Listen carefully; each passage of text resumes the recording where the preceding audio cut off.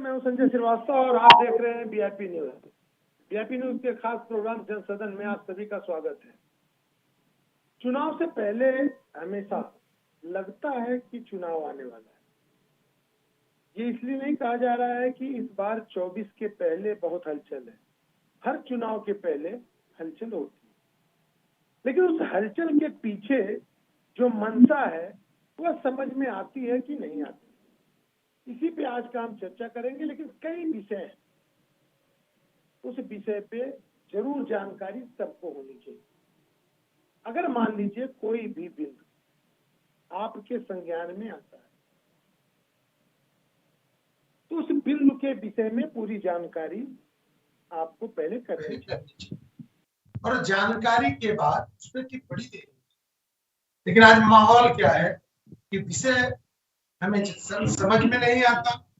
शब्दों की मेरे पास अकाल पड़े हैं, मतलब शब्दों का ज्ञान नहीं।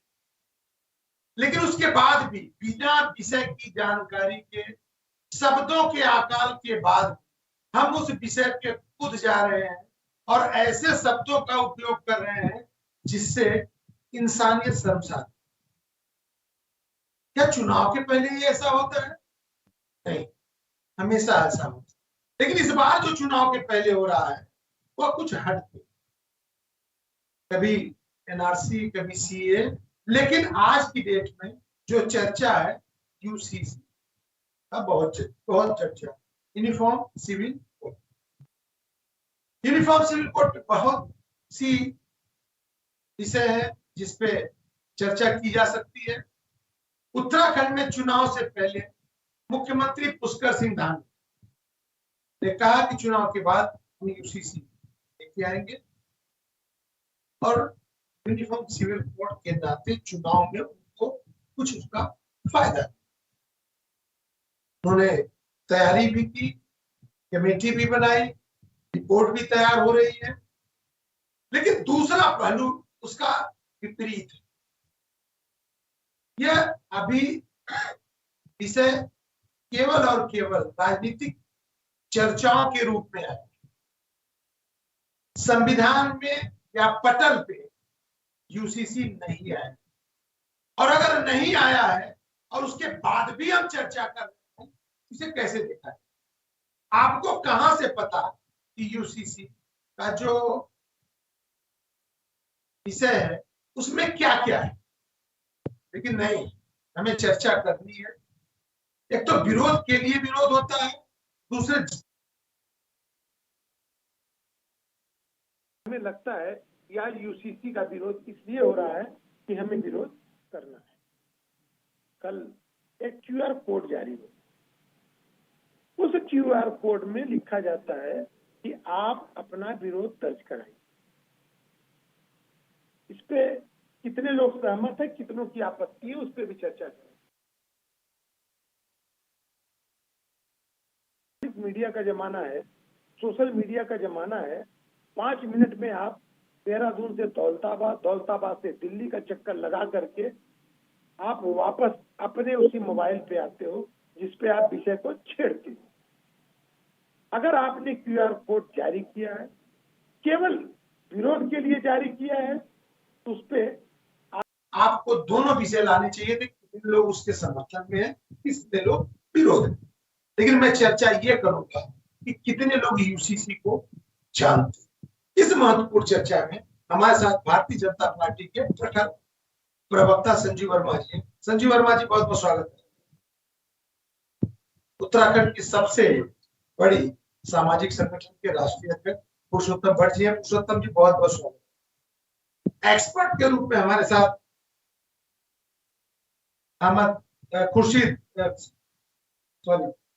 खुर्शीद अहमद साहब है। शायद नाम में मैं अगर गलती करूंगा मुझे सुधार दीजिएगा खुर्शीद साहब, क्योंकि बहुत दिनों के बाद आपसे रूबरू हो रहे हैं। पहले भी आपसे मुलाकात हुई है और कई बार आपसे संबंधित, कुरान से संबंधित और इस्लाम से संबंधित विषय पर चर्चा भी की। लेकिन आज हम यूसीसी पे आपसे चर्चा करेंगे। बहुत बहुत स्वागत है। संजीव वर्मा जी, कल एक क्यूआर कोड जारी होता है और उसमें कहा जाता है कि विरोध दर्ज करें, विरोध दर्ज कराएं, विरोध दर्ज कराएं, विरोध। अगर मान लीजिए सोशल मीडिया का आप कोई उपयोग कर रहे हो, उसमें दोनों पहलू आने चाहिए कि कितने लोग पक्ष में है, कितने लोग विपक्ष में।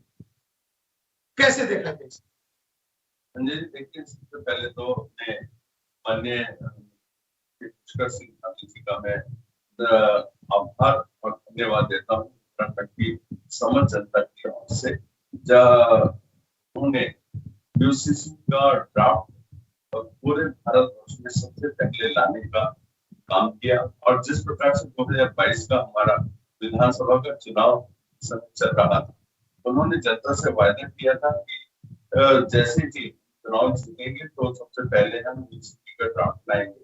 और उन्होंने जनता से किए हुए वायदे को दिखाया और पूरा किया। और उसमें कदम आगे बढ़ाते हुए जो 5 सदस्यीय कमेटी का गठन हुआ था, 5 सदस्यीय कमेटी ने अपना पूरा जो भी होमवर्क था वो लगभग कंप्लीट कर लिया है। और बहुत ही जल्दी लगभग 2.5 लाख से अधिक लोगों के इस पर सुझाव भी मांगे गए थे और 2.5 लाख से अधिक लोगों ने इसके ऊपर अपने अपने सुझाव दिए। और किंतु कांग्रेस जैसी बड़ी और सबसे पुरानी पार्टी जो सुझाव के समय पर अपने आप को पूरी तरह से वॉकआउट कर गई और एक तरह से उन्होंने इसको पूरी तरह से बॉयकॉट करने का काम किया। उन्होंने ये नहीं बताया कि हम इसके समर्थन में हैं कि हम इसके विरोध में हैं। और जो ये उनकी जो पूरी दृष्टिकरण की नीति है उसको झलकाता है। अब बात आती है यूसीसी के ऊपर, तो धर्म के आधार पर किसी प्रकार का कोई कानून नहीं होना चाहिए।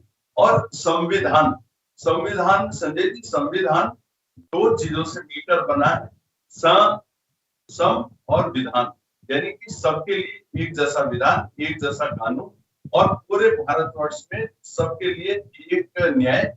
और क्योंकि ये देवभूमि है, न्याय की भूमि है, गोलू देवता की भूमि है। और संजय मैं खुर्शीद अहमद साहब के पास, खुर्शीद अहमद साहब, संजय ठीक है चलिए आप कंप्लीट कर लीजिए। मैं चाह रहा था कि उनको भी, क्योंकि जिस तरह की बात आप विषय पे ला रहे थे, तो खुर्शीद अहमद साहब को मैं चाह रहा था जी। देखिए, मैंने कहा सबके लिए एक समान है, एक जैसे कानून, और सबको उसका पालन भी करना चाहिए। चाहे जमीन जायदाद से संबंधित मामला हो, चाहे तलाक से संबंधित मामला हो, चाहे जनसंख्या से संबंधित मामला हो। और बात रही जनसंख्या की, तो हम दो हमारे दो, सबके लिए हम दो हमारे दो। ये नहीं कि एक के लिए हम दो हमारे दो और दूसरे के लिए 4 बेटी 44 बच्चे। तो संजीव वर्मा जी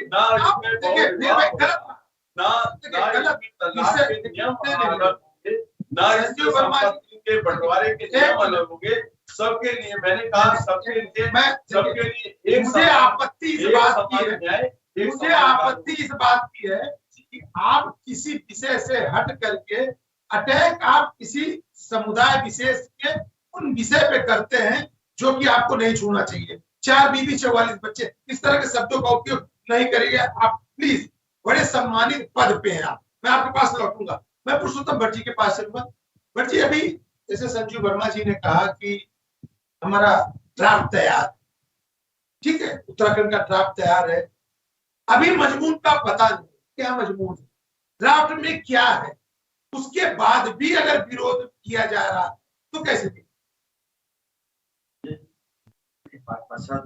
स्थिति है, कोई भी डिसीजन जो है तो पॉलिटिकल फायदे में उठाते हैं। एक होता देश से, जब अंग्रेजों से हमने लड़ाई की, हर धर्म का, हर वर्ग का लोग भारत के लिए लड़ाई, देश के लिए लड़ाई। आज क्या है कि लड़ाइयाँ, कोई भी संविधान है, ये सबसे पहले देखा जाता है कि पार्टी हित क्या है। देश इससे पहले आदमी अपनी पार्टी देखता है। अब चाहे कांग्रेस है, चाहे बीजेपी है, देखिए कितना विरोधाभास होगा। हम लोगों ने सांसद बना रखे सदन में, हम लोगों ने वहां पर चर्चा होनी चाहिए लगातार। पब्लिक क्या है, पब्लिक के जनप्रतिनिधि है, सांसद है, 500 कुछ प्यारे सांसद है आपके राज्यसभा में भी, वहां भी है। एक उसमें डिस्कशन होना चाहिए। पब्लिक देखिए, एक समान शिक्षा, एक समान कानून, जनसंख्या नियंत्रण, ये ऐसे मुद्दे हैं जो देश हित के हैं। इसमें पूरे देश का फायदा होना, इसके बेनिफिट्स क्या होंगे, इसके लॉस क्या होंगे, इसके प्रॉफिट क्या होंगे, धर्म को किस तरह से अलग हटाया जाएगा, बहुत चीजें इसमें देखी जाती है।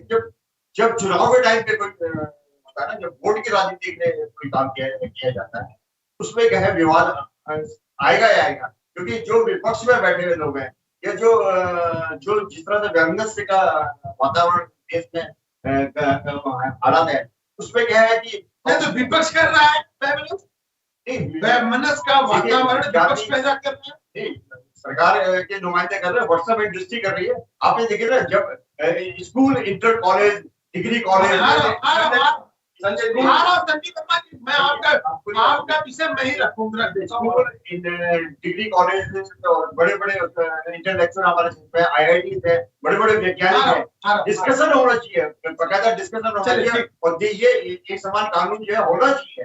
हम इसके संविधान में भी कहा गया है। संजय जी मेरी एक मिनट 30 सेकंड में क्यों साहब अभी मेरे भाई पुरुषोत्तम जी ने कहा गैर वैमनस्य का एक वातावरण बनाया जा रहा है। जिस तरह से QR कोड जारी किया गया कि आप मैं वही आप सभी लोग इसका विरोध करें, तो वैमनस्य कौन फैला रहा है? आपका ही विषय, ये विपक्ष या सरकार बना रही है। आपका ही प्रश्न मैं लूंगा, क्योंकि ये सारी चीजें भले आपके विरोध में विपक्ष कर रहा हो, लेकिन ये आपके पक्ष में जा रही है। मैं लौटूंगा आपके पास। कुर्सी साहब, ये जानकारी आपको भी मिली होगी कि देश में UCC आने वाला है, उत्तराखंड में मुख्यमंत्री ने भी कहा है, और उन दोनों विषय के साथ ये जानकारी भी आपको होगी कि इसका विरोध, कल जब विरोध केवल एक ही रूप में किया गया कि केवल इसका विरोध करना है, जबकि दोनों पक्ष जानना चाहिए था, एक विषय। दूसरा, अभी UCC में क्या है क्या नहीं है, इसकी जानकारी न तो पटल पे आई है, न उसका मजमून तैयार हुआ है, तो हम उसके विरोध में क्यों आ गए हैं? ये बात ये है कि विरोध तो तब किया जाना चाहिए पाकिस्तान हमारे पाकिस्तान ये रेफरेंडम नहीं है, हमें पहले समझनी ये कोई रेफरेंडम नहीं हो रहा कि आपने विरोध कर दिया या इसके फेवर में। आपको क्वालिटी सजेशंस देने चाहिए, या उसके अगर आपको खिलाफ कुछ कहना है, विरोध में कोई बात कहनी है, तो एक फायदा तौर से आपके दलील के साथ हमने जो है जिस दिन से मुख्यमंत्री इस बात को अनाउंस किया था, हमने मुख्यमंत्री को पहले दिन में लिखा अच्छा कि आप किस तरह से करने जा रहे हैं। अब देखिए, उनके 5 रेफरेंसेस हैं जिसके ऊपर काम हो रहा है। अच्छा, एक है शादी, ओके, शादी जो है ठीक है, उसके अंदर 2 चीजें हैं, एक तो सोलमनाइजेशन ऑफ मैरिज। ओके, शादी का जो सोलमनाइजेशन होता है वो हर धर्म के अंदर अलग-अलग तरीके से, जैसे हमारे मुसलमानों के अंदर निकाह होता है, निकाह के अंदर इजाफा होता है और उसका मेहर होता है। अच्छा, और वो एक गवाह, 2 गवाह और एक वकील की मौजूदगी के अंदर निकाह एक शर्त है। इसी तरह से हमारी हिंदू धर्म अगर शादी हो रही है तो उसके अंदर सब पद, उसको हमारे यहाँ पे नॉर्थ इंडिया के अंदर 7 फेरे कहता है, वो होना जरूरी है कन्यादान। इसी तरह से ईसाइयों के अंदर उनकी तरीका है, जिसके अंदर उनके तरीका है। अब बात यह है कि सोलमनाइजेशन ऑफ मैरिज, अगर मान लीजिए मैरिज के फैक्ट के अंदर इसको किस तरह से यूनिफॉर्म करेंगे, हमने पूछा कमेटी से, एक्सपर्ट कमेटी, ओके, कि आप किस तरह से इसको यूनिफॉर्म करेंगे। उनके पास कोई जवाब नहीं, उन्होंने आज तक इस बात का कोई जवाब नहीं। उसके बाद आ जाती है कि रजिस्ट्रेशन ऑफ मैरिज के अंदर कभी भी किसी को कोई इतराज नहीं, क्योंकि कानून बना हुआ है, उसके ऊपर इम्प्लीमेंटेशन नहीं हो रहा है, वो इतना दबा। मगर अगर रजिस्ट्रेशन होता है तो क्या इतराज? तो बात यह है कि आज तक कमेटी के किसी भी बात लोगों के सामने नहीं बता पाएंगे। ये मैं पर्सनली उनको बहुत सारे मैंने हैं, बहुत सारे के पास फाइल किए हैं, उनकी हर मीटिंग के अंदर जाकर के उनसे सवाल भी किया है कि आप किस तरह से करने जा रहे हैं, बताइए तो सही। अब जब आप बताएंगे, आज की डेट में भी किसी भी आदमी को ये नहीं पता पता है कि पर्सनल लॉ आप किस तरह से उनको तब्दील करने जा रहे हैं। पर्सनल लॉ खाली मुसलमानों का चेंज नहीं होने जा रहा है, हिंदुओं के पर्सनल लॉ भी चेंज होंगे, सिखों के पर्सनल लॉ भी चेंज होंगे। भाई तब ये कानून आएगा तो बाकी सारे कानून एब्रोगेट किए जाएंगे ना। तो आज तक भी नहीं बताया गया है कि हमें किस तरह से करना है, तो तब हमारे सामने क्या करूँ। ठीक, एकदम सही आपकी बात कर। लेकिन खुर्शीद साहब, अगर समान अधिकार की बात की जाए और समान अधिकार के साथ जिस विषय को आपने कहा कि जब तक सामने नहीं आ गया है और केवल विरोध नहीं किया जा सकता, तो कल जो एक विषय सामने सबके आया है, केवल विरोध के नाम पे क्यूआर कोड जारी किया गया। एक अगर वेबसाइट जारी होती, क्यूआर कोड में दोनों विषय मांगे गए होते कि किसको ये पसंद है, किसको नापसंद है, और उसके साथ इस विषय में जैसे केवल विवाह ही नहीं है, विवाह है, विभाजन है, बच्चे को गोद लेना है, ये सारे विषय का उस पर जिक्र किया जाना। लेकिन हम अपने आप को केवल फोकस विवाह पे ही क्यों करके चल रहे हैं? हम अपने आप को इतने बड़े मुल्क में रह रहे हैं, इतने भाईचारगी के साथ रह रहे हैं, लेकिन अपने आप को विषय में जब किसी विषय की बात करते तो अपने आप को छोटा क्यों कर लिया जाता है? सारे विषय के ऊपर बात करने का सब हमारे सामने डिस्कशन। हमने तो कहा कि आप जो है कि आपने एक्सपर्ट कमेटी, ठीक है, इसके अंदर लीगल रिलीजियस एक्सपर्ट्स भी शामिल है, खुद लिखा है मुख्यमंत्री। आप इसके अंदर एक्सपर्ट्स को शामिल कीजिए, उनके साथ में डिस्कशन कीजिए और उसके बाद जो कंसेंसस होगा उसके ऊपर काम कीजिए। आज भी हम यही कहते हैं। लेकिन जिस तरह से विरोध की बात, जहां तक आप विरोध के अलावा उसके फेवर के अंदर भी इसी तरह की मुहिम चलाई, मेरे पास है उसका, इसमें एक नंबर दिया गया है कि आप इसके ऊपर जो है, आप इस नंबर के ऊपर सिर्फ मिस कॉल दीजिए और आपका जो है इसके फेवर के अंदर उधर हो जाएगा कि इस तरह का सोशल मीडिया के जरिए चीजें की जा रही। मगर सच्चाई ये है कि ये रेफरेंडम नहीं है, ये जन संग्रह नहीं, वो जनमत संग्रह नहीं हो रहा। ये आपको इसके अंदर आपके सजेशन देने चाहिए कि आपके आने वाले नस्लों के लिए बात तय हो रही है, आप उसमें अपनी राय दीजिए ना, जो भी है। नहीं, हमें साहब देखिए, दरअसल जब तक कोई भी संविधान, जैसे आपने कहा नियम कानून जो भी बनना है संविधान के तहत बनना है, और ये हमारे संविधान में है समान अधिकार दिए जाने की बात की गई है। बार बार आप लोग जो कह रहे हैं कि हर आदमी की राय, कैसे ये संभव है इस मुल्क में, 140 करोड़ के मुल्क में क्या ये संभव है कि इंडिविजुअली राय ली जाए? ग्रुप के माध्यम से, संगठन के माध्यम से, सोशल मीडिया के माध्यम से, बड़े बड़े जो आपके चाहे हिंदू धर्म के लोग हों, चाहे मुस्लिम धर्म के लोग हों, चाहे सिख धर्म के, ईसाई धर्म के लोग हैं, उनके साथ बातचीत करके ही तो ये संविधान लाने जा रहे हैं। मैं कहना चाहता हूँ कि लोगों से बात ये बताएं। दूसरी चीज, आर्टिकल 44 जो है वो हम के तहत ये बात, ये कहते हैं कि state will Endeavour secure uniform for the whole territory of India. Okay, अब हमारे उत्तराखंड का जो गवर्नमेंट है, उसका जो कानून बनता है वो पूरे हमारे भारतवर्ष के अंदर लागू नहीं हो सकता जब तक वो पार्लियामेंट के अंदर पास नहीं होता। सही, तो हमारे उत्तराखंड के जो भी एक्सरसाइज हमारी जरूरत इस बात की है कि whether that is applicable to the whole country India, ये हमें जानने की जरूरत है। अच्छा, दूसरी चीज कि हम आर्टिकल 44 की तो बात कर रहे हैं, हम आर्टिकल 38 की क्यों नहीं बात करते, जिसके अंदर तमाम लोगों को जो है समान इक्विटेबल डिस्ट्रीब्यूशन ऑफ इकोनॉमी की बात की गई है कि आप जो है तमाम रिसोर्सेज जो मुल्क के हैं सब लोगों को उस तरह से 38 पे तो सरकार काम पहले से कर रही है सर। फिर क्या हुआ, आज जो है सारे देश का हमारा जो संपदा है, जो हमारा इकोनॉमी है, वो 10% लोगों के पास चली गई। आज 90% लोग महरूम हैं। लेकिन ये आजाद भारत में पहली बार तो नहीं हुआ है। मैं लौटूंगा, मैं आपके पास लौटूंगा। अगर आप जिस तरह से कह रहे हैं, जैसे लग रहा है कि पिछले 2, 4, 5 सालों में ये सारी चीजें हुई, ऐसा तो नहीं है। मुल्क में आजाद, जब 1947 में आजाद हुआ हिंदुस्तान, उसके बाद जितनी सरकारें थी उन्होंने कहीं न कहीं दोहन किया, शोषण किया। भले आज हम कहने को तैयार हैं कि कुछ नहीं हुआ या क्या नहीं हुआ, वो बात अलग है, लेकिन एक तरफ अगर विकास हुआ है तो दूसरी तरफ शोषण भी हुआ है। संजीव वर्मा जी, क्या दिक्कत है आपको लोगों तक पहुंचने में, लोगों से राय लेने में? अगर एक बहुत बड़े परिवर्तन की तरफ आप जा रहे हैं, एक बहुत बड़े नियम कानून को लेके आ रहे हैं, तो आपको क्या दिक्कत है जल्दबाजी करने? चुनाव तो आते जाते रहेंगे साहब, क्या यही लाकर के आप चुनाव जीत लोगे?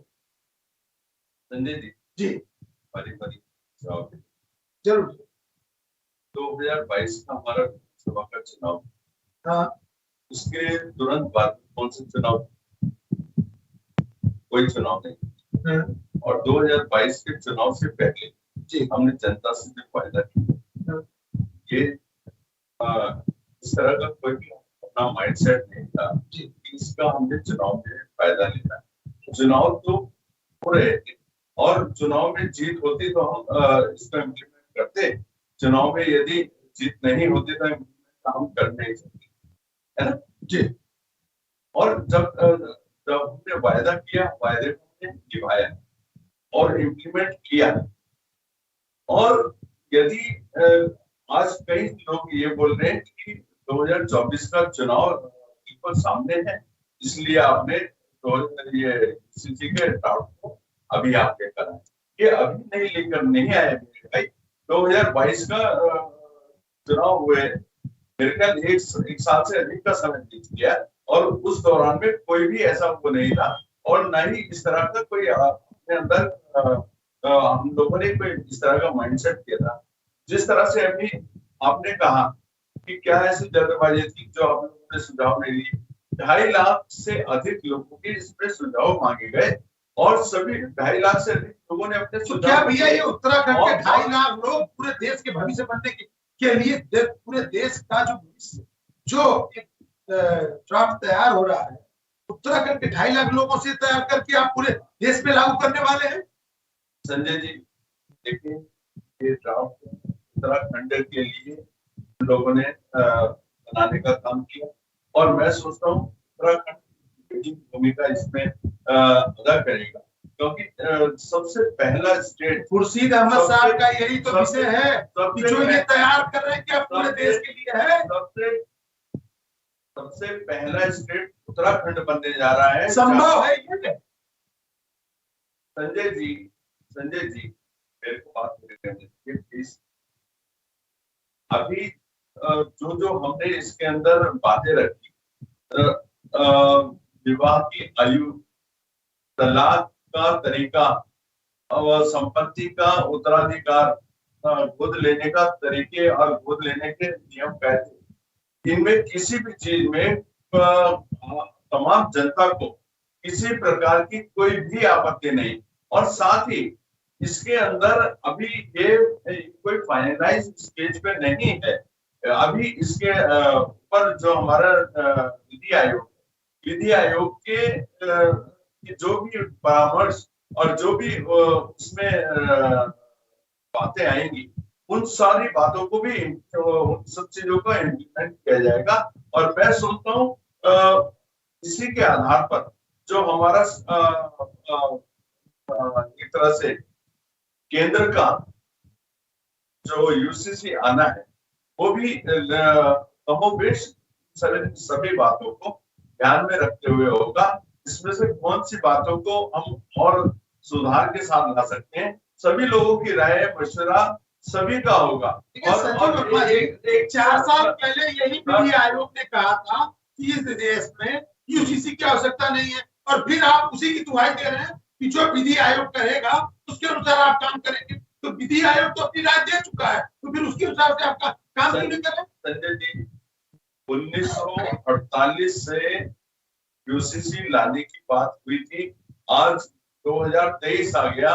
70 सालों तक कांग्रेस की सरकारें जिस यूसीसी को मात्र तुष्टिकरण की नीति के चलते लगातार अटकाती लटकाती रही, हमारी सरकार ने इसको लागू करने का जो अपना एक ध्येय था, जो एक जनता से वायदा था, जब से भी भारतीय जनता पार्टी की सरकारें रही हैं और भारतीय जनता पार्टी हमेशा से वंदे राम मंदिर, 370 हटाने की और यूनिफॉर्म सिविल कोड को लाने की, ये हमारे 3 वायदे पूरी जनता के साथ थे, हैं और रहेंगे। और उसको इम्प्लीमेंट चलिए मैं एक मिनट जी। अभी कुरैशी साहब जिस तरह से बात कर रहे थे, खुर्शीद अहमद साहब जी, तो उन्होंने जिस तरह से कहा कि हमारे यहाँ निकाह होता है, आपके यहाँ शादी होती है, तो साहब जैसे आपके यहाँ निकाह होता है उसमें भी कोई बदलाव आने वाला नहीं, और जैसे हमारे यहाँ शादी होती है उसमें भी कोई बदलाव आने वाला नहीं।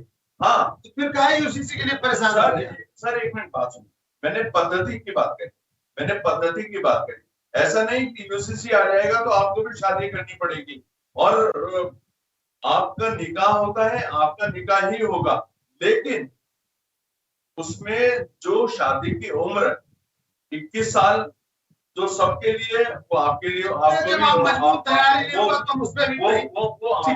आपके ऊपर भी कोई एप्लीकेबल होगा, हमारे कोई एप्लीकेबल होगा, सबके लिए। संजीव वर्मा जी ने बड़ी लंबी लंबी बातें की, यूसीसी देश के लिए बहुत जरूरी है, 48 से लोग प्रयास कर रहे हैं, हमें चाहिए, आज चाहिए यूसीसी। अभी उत्तराखंड ने कहा है 2022 के चुनाव के मद्देनजर यूसीसी की बात कही गई, लेकिन 2017 में चुनाव के दौरान ये तो कही गई थी लोकायुक्त की बात। जो राजनीतिक मुद्दा है उसको तो ये बड़ी जोर शोर से बातें कर रहे हैं, जो आम जन से जुड़ा मुद्दा है, जो भ्रष्टाचार से जुड़ा मुद्दा है, उस पर जवाब कौन देगा साहब? आपकी कोई भी चीज अगर पॉलिटिकल एंगल से पॉलिटिकल फायदे के देखिए, देश में थोड़ा दुर्भाग्य है, 48 से 6 साल आपके जी 9 साल आपकी मोदी की सरकार, तो चुनाव के टाइम पे कहते हैं आपके मुद्दे होते हैं। और सबसे बड़ी बात गांधी जी अगर कहते हैं स्टेट में जाना है, स्टेट तो बचते ही नहीं। ये एक देश एक कानून बहुत जरूरी है, इसलिए जरूरी है कि पूरे देश का जो स्ट्रक्चर है देखा जाए कहीं ना कहीं, लेकिन चक्कर ये है कि हमारे देश में सबसे बड़ा दुर्भाग्य है, यहाँ पर भारतीय कम है, कोई भारतीय जनता पार्टी का है, कोई कांग्रेस का है, कोई इस धर्म का है, कोई हिंदुस्तान की बात तो कोई करे ना। जैसे आपने अपनी लोकायुक्त की बात करी, उसमें लोकपाल में इनकी सरकार आई थी और कहा था, कहते हैं हमें तो ये लगा था कई नेता जेल के हैं, ठीक हुआ क्या? सब पे सबको क्लीन चिट दे दी। आप देख रहे हैं करोड़ों रुपए का खेल खेला जा रहा। महंगाई देखिए, अगर एक देश की कानून आएगा उसके बहुत फायदे होंगे। फायदे इसलिए होंगे कि सबके अंदर एक समानता का भाव आएगा, समानता का भाव आएगा। आदमी केरल जाएगा या जम्मू कश्मीर जाएगा या कहीं भी जाएगा, कानून हम लोग सबसे पहले हम अपने आप को भारतीय तो माने, लेकिन यहाँ मजबूरी क्या है, हम भारतीय नहीं मान रहे। कोई अपने आप को भारतीय जनता पार्टी का मान रहा है, कोई अपने आप को कांग्रेस का मान रहा है, कोई कह रहा है अभी खाप पंचायत अपनी तरफ उठाएंगे। विवाद हमने तो सांसद चुने, सांसद वह कानून बनाने के लिए चलेंगे। आपके हित का अगर आपको लग रहा है कि चुनाव मिलेगा तो वह मोदी जी कर देंगे, पीछे हमने कहते हैं कोई संसद। आप बताइए डिक्टेटरशिप चल रही है, कृषि कानून बने थे, कोई आप बहस कीजिए संसद हमारे पूरी दुनिया देखे कि ये डेमोक्रेटिक सिस्टम है हमारे देश का। डेमोक्रेटिक सिस्टम में आपको सबकी बातें सुननी पड़ेगी और सहजता से सुननी पड़ेगी, बहुत प्यार मोहब्बत से सुननी पड़ेगी। अहमद साहब, ये बड़े सामाजिक बदलाव की दस्तक है या चुनाव सामने है, ये चुनाव की दस्तक के मद्देनजर? ये अगर सामाजिक बदलाव है तो कोई एतराज नहीं जी, और अगर पॉलिटिकल बिल है तो फिर अपने फायदे नुकसान के लिए पॉलिटिकल पार्टी कांग्रेस का और किसका नहीं है। मान लीजिए कानून बनने जा रहा है, अब ठीक है सर, नहीं ये हमारे लिए बनने जा रहा है, ठीक है सर, ठीक, मैं मान गया। तो इसमें क्या एक विशेष समुदाय को टारगेट करके कांग्रेस और भाजपा अपने नजरिए से इस बिल को दिखाना चाहती है? ये विशेष समुदाय से टारगेट नहीं हो रहा है, तमाम जो हमारे भारत, जब आप उनके रीति रिवाज, उनके जो कस्टम्स है वो आप खत्म करेंगे तो सभी इफेक्ट होते हैं। आप ठीक है, यहाँ हमारे नॉर्थ इंडिया के अंदर वो उसका इफेक्ट नहीं है, नॉर्थ इंडिया के अंदर इफेक्ट है। ये इसके बाद नॉर्थ ईस्ट वो हमारे स्टेट्स हैं उनके अंदर इफेक्ट है, आदिवासी लोगों के ऊपर इफेक्ट है, एसटी जो है हमारी एससी के ऊपर इफेक्ट है। इसी तरह से मुस्लिम शरीयत है उसको ऊपर, इसी तरह से हिंदू शरीयत में, इसी तरह से ईसाइयों की शरीयत। बात ये नहीं है, आप इसका अगर सुधार करना चाहते हैं, जैसा कि भाई साहब ने कहा कि आपकी निकाह भी वैसी रहेंगे और हमारे यहाँ पर जो शादी का तरीका है सतपथी है वो भी ऐसी रहेगी, तो फिर आप चेंज क्या करना? अच्छा, चेंज की मांगी 21 साल भाई साहब ने बहुत बात की, मुझे भी बताया कि वो उम्र उसके अंदर बढ़ाने जा रहे हैं 18 साल की 21 साल। मगर एक बात देखिए, हमारे समाज के अंदर अक्सर जो है 18 साल की उम्र की शादी, अगर किसी लड़के और लड़की ने 18 साल के अंदर शादी कर या वो लिव रिलेशनशिप के अंदर चले, शादी कर दी और कानूनी तौर से 21 साल में उनकी शादी होनी चाहिए, तो वो 3 साल तक जो है वो उनकी कंडीशन क्या रहेगी? उनको एक तरह से कानून का उल्लंघन क्या उनको पॉस्को के अंदर सजा क्या होगा उनको? आप एक शादी जैसी सिविल जो उनकी लिबर्टी है उसको खत्म करके उसको क्रिमिनलाइज करना चाहते हैं। अरे आप शादी की उम्र आप बढ़ाइए। देखिए जैसे हमारे ऊपर अक्सर ये लगाते हैं, हमारे ये लगाते हैं कि इस्लाम के अंदर 15 साल क्या है कि हमारे यहाँ पर क्राइटेरिया ये जो पुबर्टी आपके आपके मैं आज एक डिबेट देख रहा था, आपके एक मौलाना, उन्होंने कहा 9 साल की लड़की के साथ भी शादी की जा सकती है, 13 साल की लड़की, मौलाना ने क्या कहा? 13 साल की लड़की के साथ भी शादी की जा सकती है। तो मौलाना ने क्या है? नहीं, मैं कह रहा हूँ कि जैसे आम तौर पे है जब पुबर्टी जब उसकी शुरू हो जाती है तो उसके बाद उसकी शादी कर सकते हैं। ऐसा तो जरूरी नहीं है हमारे यहाँ पर 18 साल तक उसकी लड़की की शादी नहीं होगी, कोई क्राइटेरिया फिक्स किया है तो कुरान और हदीस में होगी। ये जरूरी नहीं है कि 15 साल की लड़की हो जाए तो फौरन ही उसकी शादी कर देंगे। मगर अगर कोई ऐसे सर्कमस्टेंसेस आ जाते हैं और उन्होंने शादी कर ली जैसे कालकत हो रही, तो उस हालात के अंदर इस्लाम उसकी मान्यता देता है कि वो शादी पुबर्टी की एज के बाद है वो कर सकते। अहमद साहब, मेरा एक प्रश्न है जो कि हो सकता है कि लोगों को समझ नहीं आए। इस पूरे यूसीसी को मुस्लिम समुदाय केवल शादी के नजरिए से क्यों देखता है? नहीं, हम विभाजन, इसमें अगर मान लीजिए विभाजन है, गोद लेने की प्रक्रिया है, इसमें बहुत से विषय हैं। हम केवल शादी तक, क्योंकि मैंने नेशनल चैनल पे भी देखा, बड़े लोग बड़े स्कॉलर से आपके यहाँ जो आ रहे हैं, जैसे आप बार बार जब बात कर रहे हैं तो हम ले दे करके अपने आप को शादी पर सिमट ले रहे हैं, अपने आप को और चीजों का भी तो मुद्दा साफ होगा।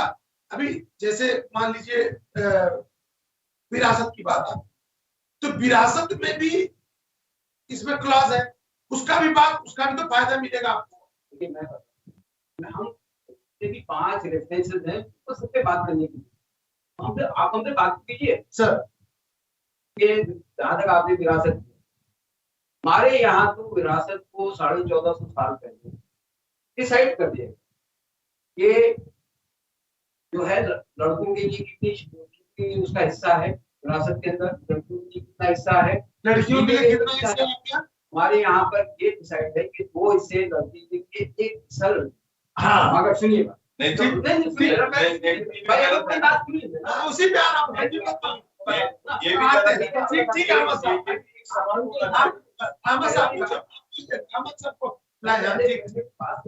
जी जी। उसमें ये है कि लड़की as a daughter, girl as a daughter उसको 1/3 हिस्सा, मगर उसके साथ जहाँ उसकी शादी होती है उसको वहां से भी हिस्सा मिलता है, उसको एज ए मदर भी हिस्सा मिलता है। हमारे यहाँ पे डिफाइंड है। अच्छा, आप जो है जैसे करने जा रहे हैं, देखिए मैं बताऊं, ये तो मसला है नहीं ना सर, ये मसला है नहीं। विरासत मतलब होता है माता पिता से जो उसको आगे मिल रहा है, माता पिता से। संजीव वर्मा जी अहमद साहब को सुन लेते हैं, क्योंकि एक प्रश्न अहमद साहब से मेरा इसी से संबंधित हो रहा है। अभी जो हमारे सामने मौका गोवा का जो यूनिफॉर्म से जो कि पुर्तगाल की गवर्नमेंट वहां की उन्होंने बनाया है, वो 1961 में यहाँ पे लागू हुआ है, तभी गोवा दमन दीव का वो आज भी लागू है। उसके अंदर जो है विरासत के लिए है कि अगर एक शादी होती है और किसी वजह से उसकी डाइवोर्स होती है तो आधा तो उसके हस्बैंड का हिस्सा है वो औरत की तरफ, इसको डाइवोर्स। अब मान लीजिए आधा हिस्सा चला जाता है तो उसकी बेटी भी है, और वो आधे हिस्से में से ही तो बेटियों को मिलेगा, उसके बेटे हैं उसको भी सही मिलेगा। तो कहाँ पे है इक्विटेबल डिस्ट्रीब्यूशन? ऐसा हम चीजों को समझना। गोवा के जो वहां पे जो संविधान उससे कुछ बिंदु तो भरने ये लिए जा रहे हैं, लेकिन सेम टू सेम थोड़ा लागू किया जा सकता है। आधा करने की जा रहे हैं जी ठीक है ना? हाँ, लड़के और लड़की की ज्यादा करने जा रहे हैं। हमारे यहाँ इस्लाम के अंदर आधे से भी ज्यादा लड़की को मिलता है, जैसे एज ए मदर भी कैसे मिलता है। बताइए ना कैसे? तो कुरान डिफाइन करता है, अरे उसको एज ए मदर अरे भी अब- हिस्सा है, अब उसकी एज ए वाइफ भी आप प्रैक्टिकली बताइए ना। सर अगर वाइफ रहेगी, अगर वो वाइफ है तो उसकी जरूरत नहीं होती। भारतवर्ष में अधिकतर उन्हीं लड़कियों की जरूरत होती है जो लड़कियां अपने पति के साथ नहीं रहती, तब जाकर के वह सोचती है। संजय जी, क्योंकि हमारे आपका रहन सहन खान की जो है उसमें कभी भी लड़कियां अपना अधिकार जब सुखी जीवन जी रही हैं तो अपने मैके पक्ष से नहीं चाहती। जब वो कष्ट में होती है या उनका पति छोड़ता है तब वह चाहती है कि उनको मैका पक्ष मदद करे। मैं आई एम राइट और रॉन्ग सर? अहमद साहब, ये तो अक्सर ये है। व्यवहारिक चीज है साहब। जब अगर खुशहाल है तो कोई आप ध्यान नहीं देता। अरे संजय जी हाँ। देखिए, जो यूसीसी आएगा उसमें जो सबसे ज्यादा लाभ मिलेगा जो हमारी मुस्लिम बहनें, उनको लाभ मिलने वाला है। अब एक दाल में नमक ज्यादा हो गया और गुस्से में आते ही आदमी ने बोल दिया 3 तलाक तलाक तलाक।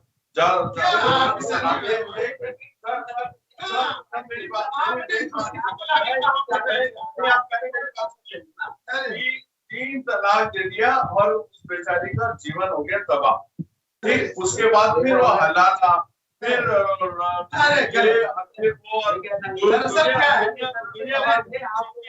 उन सारी चीजों के अंदर मुक्ति मिलने वाली है।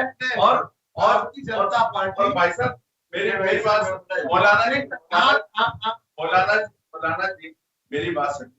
देखिए आप बुजुर्ग हैं, मैं इस करके बोल रहा हूँ, ईश्वर ना करे किसी के साथ भी तलाक जैसी स्थिति आए, लेकिन उसके बाद वो बेटी तो भुगतती है, दर दर की ठोकरें खाने को मजबूर होती है, लेकिन उसके जो अभिभावक होते हैं उनको किस पीड़ा से गुजरना पड़ता है। मैं सोचता हूँ इस बात को उसके जो अभिभावक होते हैं, उसके माता पिता होते हैं, वो बहुत बेहतर तरीके से जानते हैं।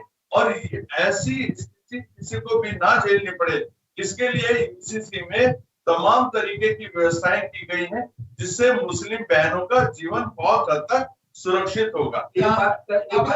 समय की बाध्यता है अंतिम। जी जी जी, एक बात 30 सेकंड। जी जी हमारा जो हिंदू जी और ईसाई धर्म है, इसके अंदर सेक्रेमेंट है, ओके, उसके अंदर तलाक का प्रोविजन पहले भी नहीं था, आज भी तलाक का प्रोविजन है। आज जो है 1954 से कोशिश की गई, आज 2005 में जाकर के ये मान्यता हुई, इससे पहले ये मान्यता नहीं।